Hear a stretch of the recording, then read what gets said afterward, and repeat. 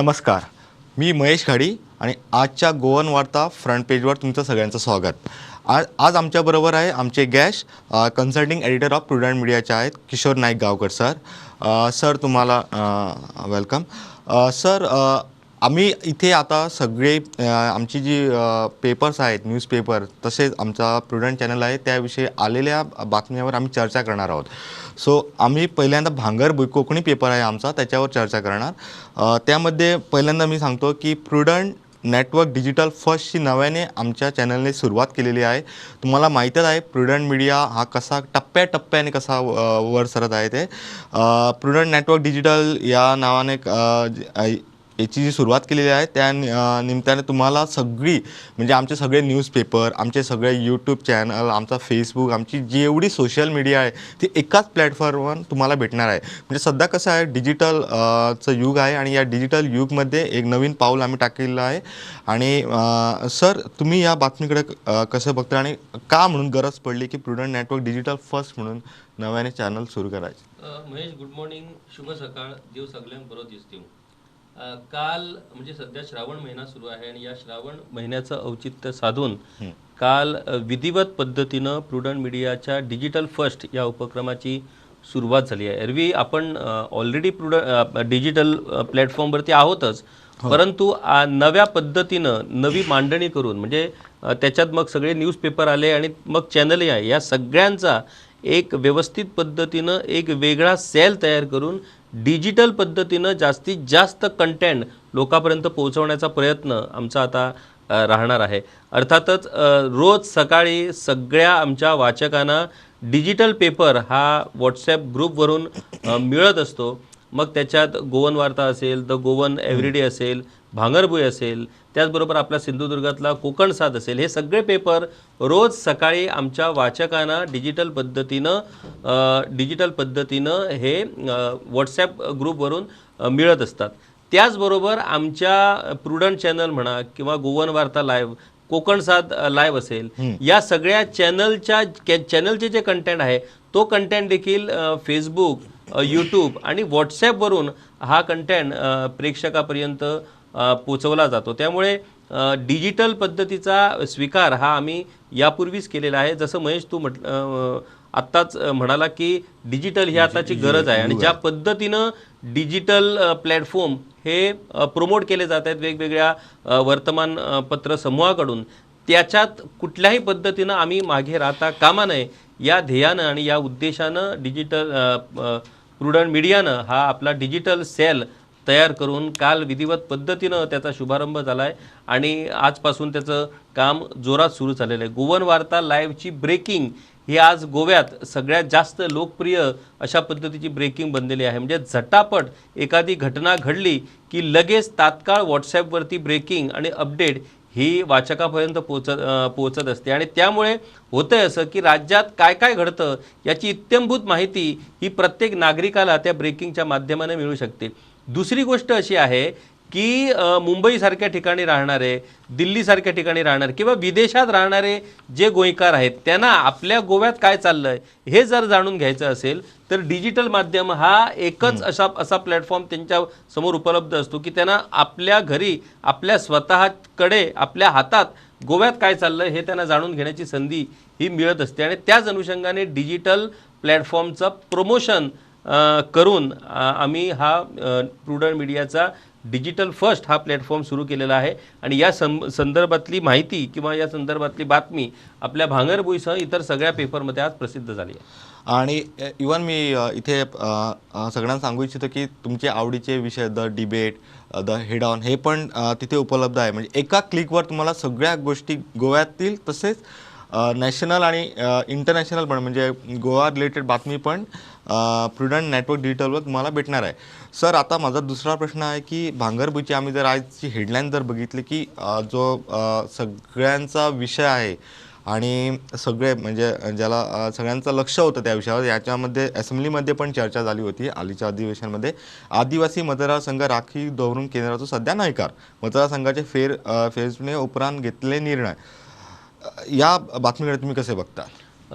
महेश, आदिवासी म्हणजेच scheduled tribe जे आहेत त्या शेड्यूल्ड ट्राईबना 2011मध्ये अधिकृत पद्धतीनं अनुसूचित जमातीमध्ये त्यांचा समावेश झाला आणि त्यापासून खरं म्हणजे त्यांचा कॉन्स्टिट्युशनल राईट आहे की त्यांना राजकीय आरक्षण हे मिळायला हवं. देशातल्या वेगवेगळ्या राज्यात अशा पद्धतीनं अनुसूचित जाती आणि अनुसूचित जमाती यांना राजकीय आरक्षण दिलं जातं. आपल्या गोव्यात अनुसूचित जातींसाठी एकमेव पेडणे मतदारसंघ राखीव आहे. म्हणजे लोकसंख्येच्या तुलनेत सर्वात कमी लोकसंख्या असूनही अनुसूचित जातींना हा मतदारसंघ घटनात्मक अधिकार म्हणून राखीव मिळालेला आहे. परंतु त्या मानानं 9% लोकसंख्या असून अनुसूचित जमातींना मात्र हा हक्क मिळालेला नाही आणि त्यांचे प्रयत्न गेल्या अनेक वर्षापासून सुरू आहेत. या वेळेला मात्र त्यांनी आक्रमक पद्धतीनं हा विषय हाती घेतलेला आहे. राज्यभरातील अनुसूचित जमातीचे लोक हे या राजकीय आरक्षणाच्या विषयावरून एकत्र आलेले आहेत. त्यांनी देशभरातले सगळे मंत्री, आमदार, अनुसूचित जमातीचे नेते या सगळ्यांकडे त्यांची भेट घेऊन त्यांच्यापर्यंत हा विषय पोहोचवलेला आहे आणि त्यांची अशी विनंती आहे की राज्यातलं सरकार किंवा केंद्रातलं सरकार यांनी हा घटनात्मक अधिकार त्यांना 2026च्या म्हणजे आगामी पुढच्या विधानसभा निवडणुकीत त्यांना हा देण्यात यावा म्हणून.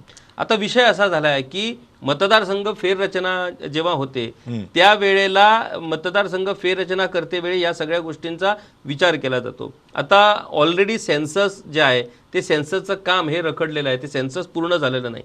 त्यामुळे पूर्वीच्याच 2011च्याच सेन्ससवरून आम्हाला आरक्षण देण्यात यावं अशी त्यांनी मागणी केली होती. परंतु केंद्र सरकारने मात्र ही मागणी फेटाळलेली आहे आणि केंद्र सरकारनं असं म्हटलेलं आहे की जेव्हा मतदारसंघ पुनर्रचना आयोगाची स्थापना होईल आणि 2026चा सेन्सस रिपोर्ट येईल त्या आधारे त्यांना हे आरक्षण दिलं जाईल. परंतु जर 2026च्या सेन्ससवरून त्यांना आरक्षण देण्याचा जर निर्णय झाला तर हे आरक्षण खरोखरच मिळेल का याबाबत अनिश्चितता आहे. कारण सेन्ससचं काम अजून सुरूही झालेलं नाही. आता महेश आणखी त्याच्यात एकच विषय की 10.23% ही त्यांची लोकसंख्या आहे गोव्यात अनुसूचित जमातीची.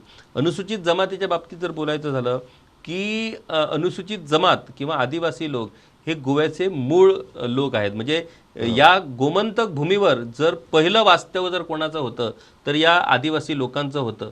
मग वेगवेगळ्या भागातून लोक आले, वेगवेगळ्या प्रांतातून इथे लोक आले, त्यांच्यानी आक्रमणं केली, त्या लोकांना त्यांनी पराभूत केलं. म्हणजे आदिवासी लोक असल्यामुळे त्यांना सहज पद्धतीनं त्यांना हटवून प्रत्येक जमातीनं प्रत्येक लोकांनी आपापल्या वस्त्या आपापले गाव हे या गोव्यात थाटले. त्या मूळ गोमंतकीय या आदिवासी घटकांना हा आरक्षणाचा विषय जो आहे, आरक्षणाचा अधिकार आहे तो मिळणं हा त्यांचा अधिकार आहे. आणि मला वाटतं या विषयावरून महेश हे वातावरण आता आणखी तापणार आहे आणि त्याची झळ ही सरळ सरळ इकडच्या राज्य सरकारवरती पोचणार आहे. कारण राज्यात आणि केंद्रात एकच सरकार आहे. दुसरं म्हणजे याच्यातून राजकारण होतं असं काय वाटतं तुम्हाला? महेश विषय असा आहे की डिलिमिटेशन प्रोसेस वगैरे हा प्रत्येक राजकारणाला माहीत असतो आणि ज्यावेळी कोणतरी अश्युरन्स देतो विधानसभेमध्ये त्यावेळी याचा विचार केला जात नाही की जाणून बुजून हे वक्तव्य केली जातात असं तुम्हाला वाटतं? महेश खरं म्हणजे आता कुठल्याच बाबतीत आपण गोव्यात जर बघितलं, गोवा हे खूप छोटं राज्य असल्यामुळे कुठलाही जरी विषय गोव्यात उपस्थित झाला तर त्या प्रत्येक गोष्टीमध्ये राजकारण हे आपोआप घुसतंच. आता डिलिमिटेशनच्या बाबतीत किंवा ST आरक्षणाच्या बाबतीत जर सांगायचं झालं तर जेव्हा केंद्रात काँग्रेसचं सरकार होतं आणि राज्यातही काँग्रेसचं सरकार होतं, म्हणजे दिगंबर कामत तिथे मुख्यमंत्री होते आणि केंद्रात काँग्रेसचं सरकार होतं, मनमोहन सिंग पंतप्रधान होते, त्यावेळेला बिहार राज्यात अशा पद्धतीनं ST कम्युनिटीसाठी राजकीय आरक्षणाची गरज होती आणि त्या अनुषंगाने त्यावेळेच्या काँग्रेस सरकारनं एक वटहुकूम जारी केला होता आणि या वटहुकुमाद्वारे त्यांनी ते आरक्षण देण्यासंबंधीची प्रक्रिया सुरू केली. त्याच्यानंतर झालं असं की 2012मध्ये राज्यात भाजपचं सरकार आलं आणि 2014मध्ये केंद्रात भाजपचं सरकार आलं. केंद्रात जेव्हा भाजपचं सरकार आलं त्यावेळेला तो वटहुकूम जो जारी केला होता तो लॅप्स झाला.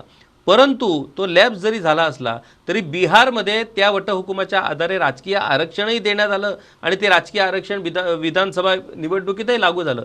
परंतु गोव्यात मात्र ती प्रक्रिया सुरू झाली होती.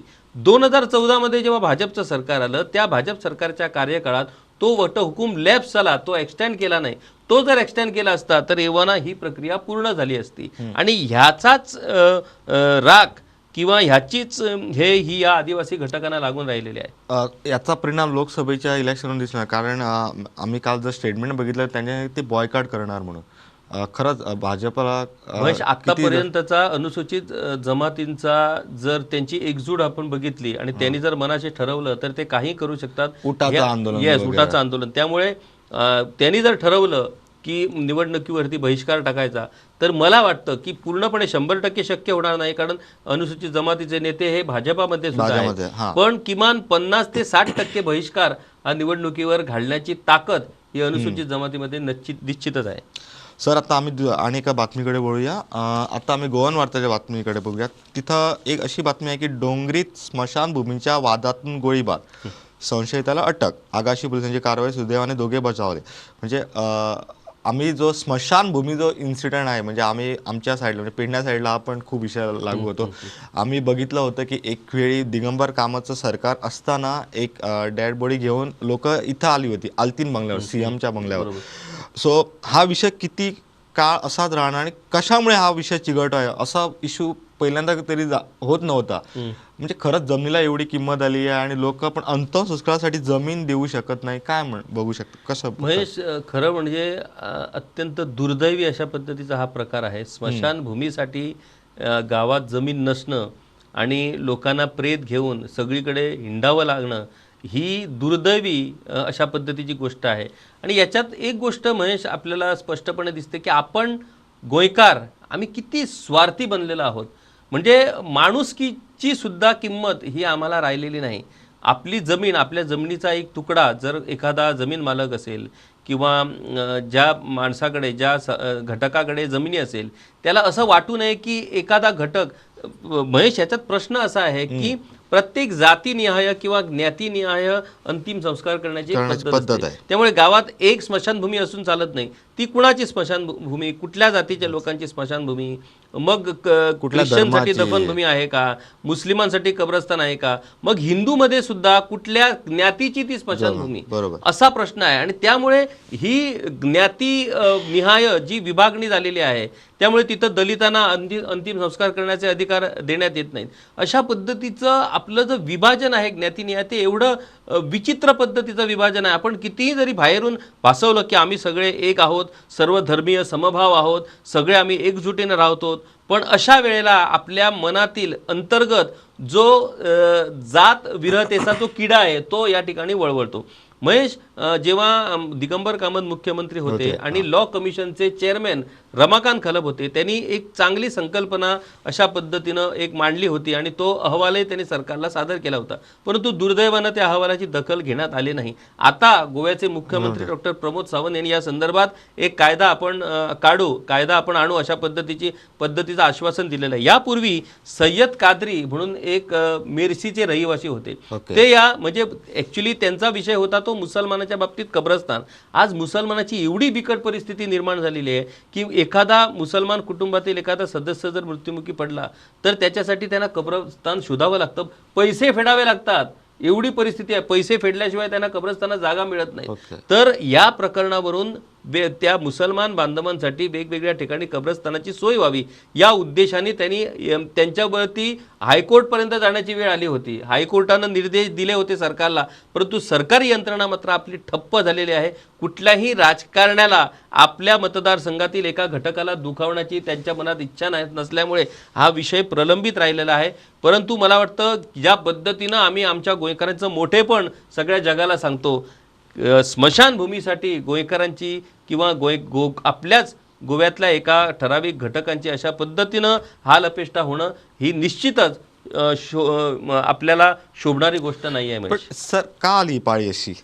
जमिनीला एवढं महत्व आलेलं आहे महेश की आज सोन्याच्या भावानं जमिनी विकल्या जात आहेत. आणि दुसरी गोष्ट अशी आहे की त्या सरकारने जर जमीन संपादन केली तर मग त्याच्यात अनेक प्रक्रिया असतात, त्याच्यात अनेक वेळ जातो, भरपाई सुद्धा जी मिळते ती जुजबी भरपाई मिळते. त्यामुळे प्रत्येकाच्या जमिनीला सोन्याचा भाव आल्यामुळे पूर्वी ज्या जंगली भागात किंवा जिथे लोकवस्ती नाही अशा भागात ज्या जमिनी होतात तिथं लोक अशा पद्धतीनं, पूर्वी काय पद्धत होती की आपापल्या जमिनीत आपल्या जागेत अंत्यसंस्कार केले जात होते.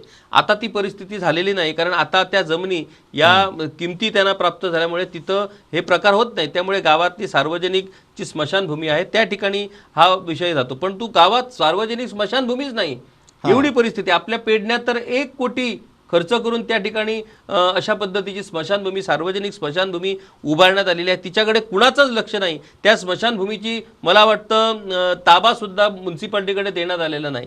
म्हणजे केवळ एकीकडे पैसा खर्च करायचा आणि दुसरीकडे अशा पद्धतीनं सुविधा निर्माण करायच्या नाही, अशी विचित्र परिस्थिती महेश निर्माण झाली. पण जमिनीना प्राप्त झालेले मोल हे यामागचं मुख्य कारण आहे. बघूया सर, आम्ही आशा करूया की आता CMने ज्यावेळी सांगितलं की असेंब्ली सेशनमध्ये की ते नवीन कायदा घेऊन येणार आहेत, कसं असणार ते पुढल्या सेशनमध्ये आम्हाला कळणार.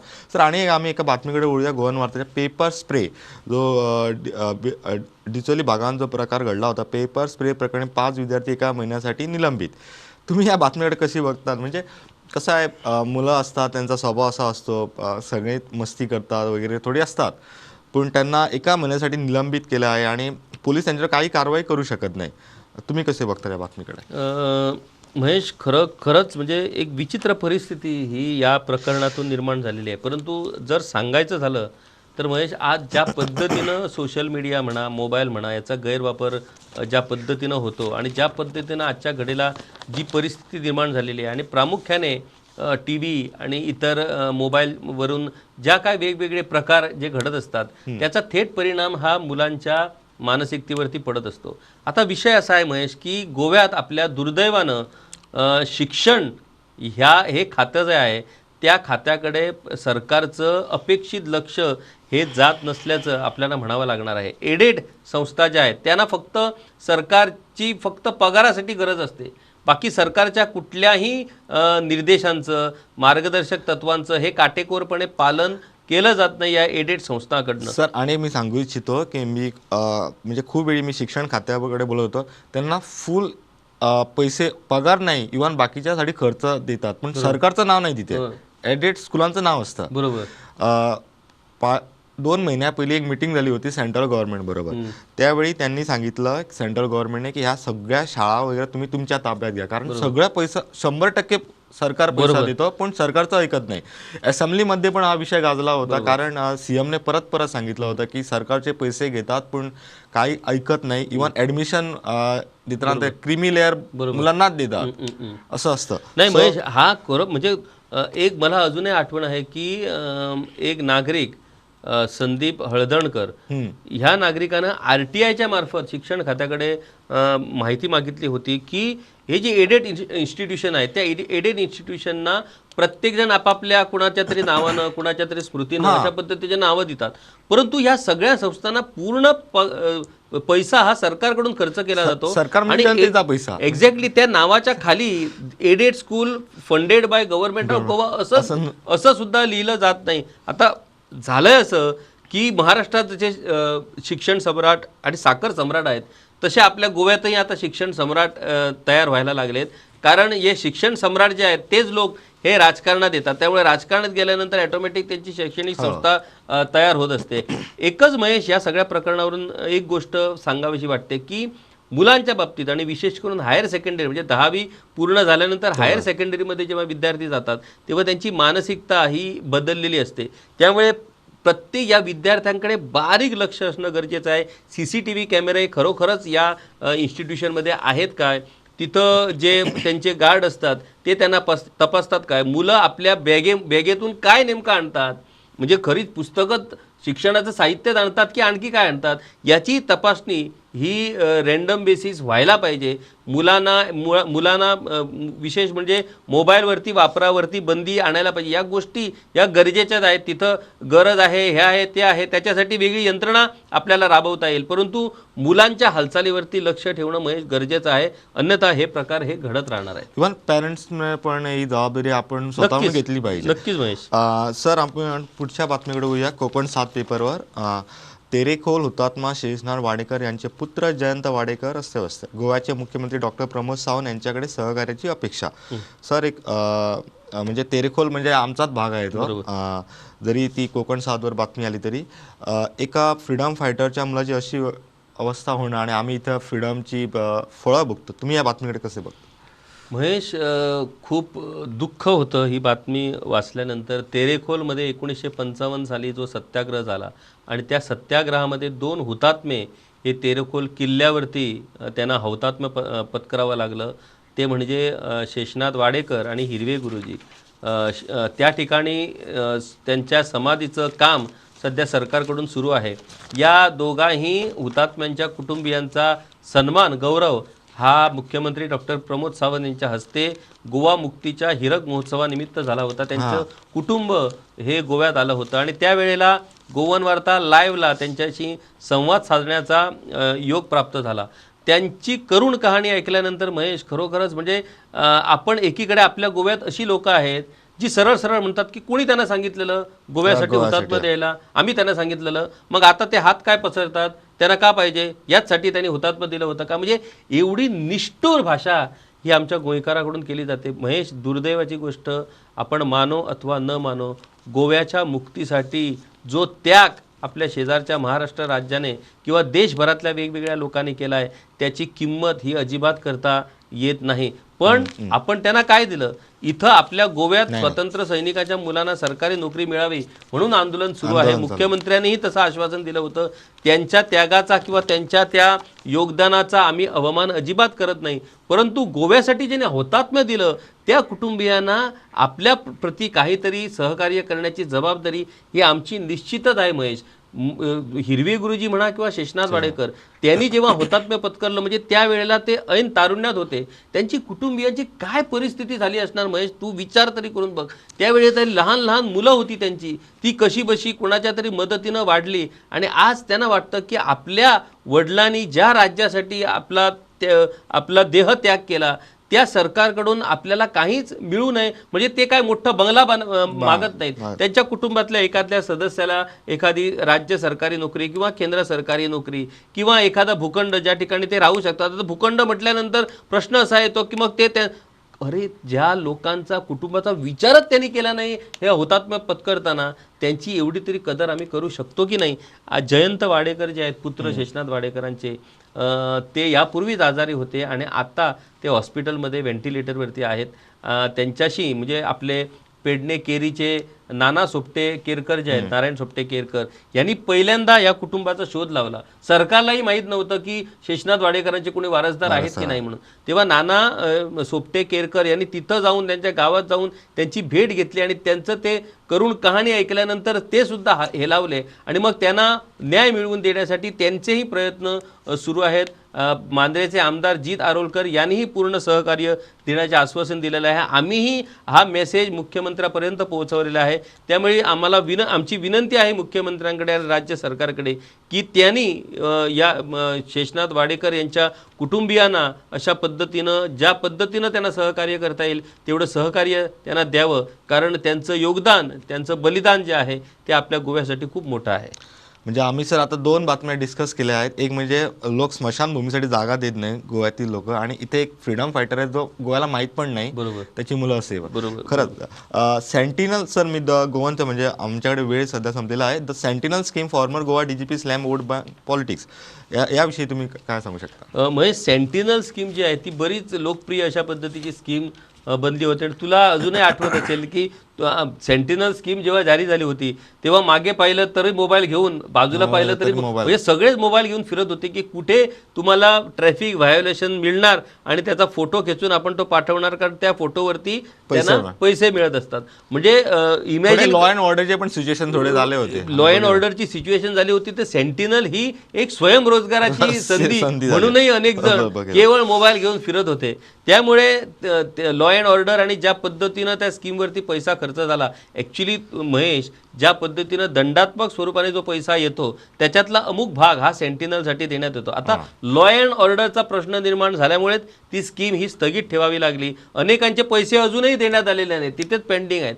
परंतु DGP यांनी ती स्कीम खरं म्हणजे चलनात आणली होती. त्यांनी असं म्हटलं सांगितलं की वोट बँक पॉलिटिक्समुळेच हा सगळा प्रकार घडला, कारण प्रत्येक आमदार किंवा जे कोण लोक असतात जे व्हायोलेट करतात ते जाऊन आपल्या आमदाराकडे तक्रार करतात की काय ही तुम्ही स्कीम काढलेली आहे, आणि वोट बँक्समुळे ह्या स्कीमवरती गदा आली. परंतु वाहतुकीला शिस्त लावण्यात ही स्कीम खूपच महत्त्वाची ठरली होती, हे आपल्याला विसरून एवढे चालणार नाही. अपघात होतात. आता आम्ही एवढे बरोबर.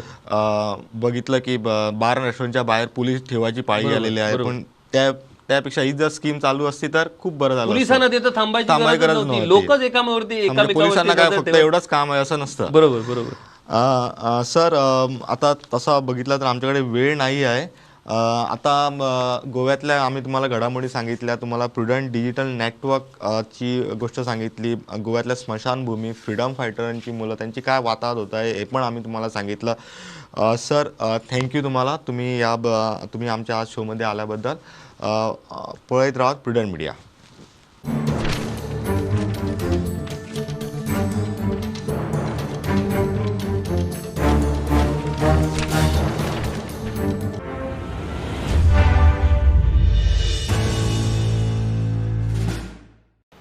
हॅलो, टोटल अजूनपर्यंत 15 भुरगीं शेणल्या सर. हय सर, चडशी 7 ते 10 वर्सां. हां, शाळेंत सोडले तुमी? शाळेन शाळा असतानाच दिवस जाणन साहेब. आणि आता तर सुटी पडल्या, तुम्ही आणि कितें साहेब? सर सुटी पडले आता, तुमी आनी कितें सर? ना सॉरी सर ना. हय तुमी म्हणटाले हांव वचून पळयतां आतां.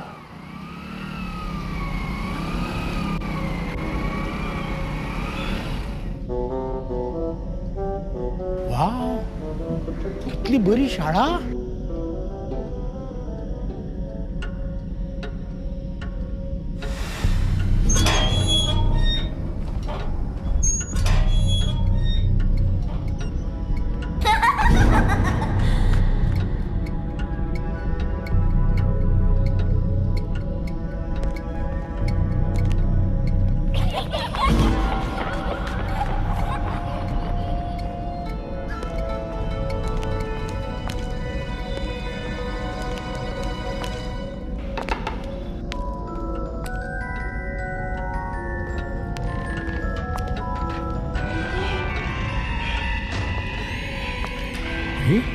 ह्यानी कितें रे?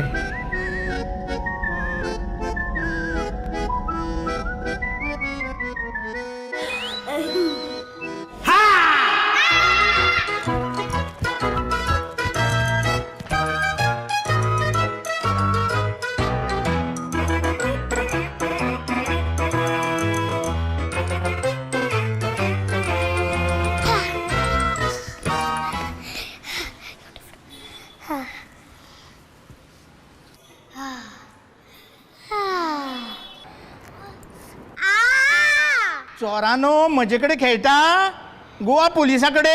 सॉरी काका. सॉरी बिरी काय ना. खंय आसा ती बाकीची भुरगीं? अरे येत रे सगळी भुरगीं भायर.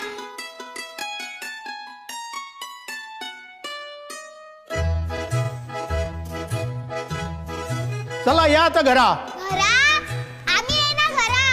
आम्ही शाळेनूच रावतली. घरा आमकां सामको वाजता. अरे भुरगीं पयलीं शाळेन वचपाक रडटाली, आतां घरा वचपाक रडटा. हो कसलो रे चमत्कार? चमत्कार न्ही, हो आमचो गोंय सरकार. अरे गांवान जर अश्यो सुंदर शाळा जाल्यो जाल्यार भुरग्यांच्या शिक्षणा बद्दल भिवपाची गरज ना. भिवपाची तूं, आतां आमकां घरा वचपाची गरज ना. नव्या तमाचे सेरतुतराचे हे आमचे सरकार, प्रमोद सावंताच्या खाला सपना जाता साकार. नव्या तमाचे सेरतुतराचे हे आमचे सरकार, प्रमोद सावंताच्या खाला सपना जाता साकार. गोंयाचो फुल्लारे फुडार, खोशया सारे गोंयकार, भिवपाची कांय गरज ना. आता